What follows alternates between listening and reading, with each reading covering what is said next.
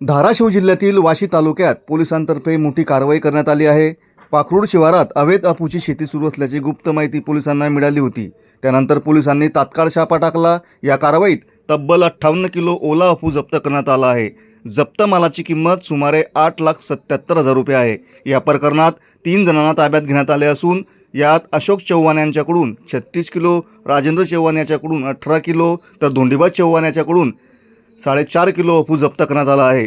संपूर्ण कारवाई अधिकाऱ्यांच्या उपस्थितीत पार पडली। आता तिघांविरुद्ध एनडीपीएस कायद्यानुसार गुन्हा दाखल करण्यात आला असून अवैध शेती करणाऱ्यांवर पोलिसांची कडक नजर असून पुढील तपास सुरू आहे।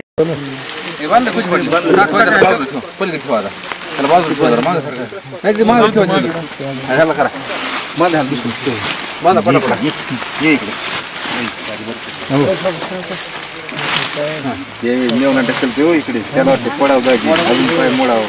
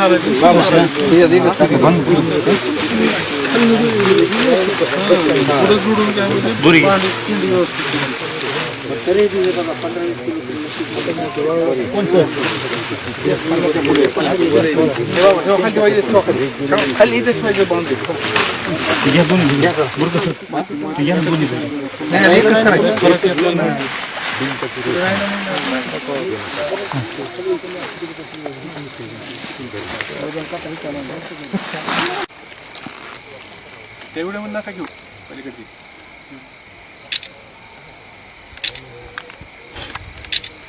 ठीक आहे।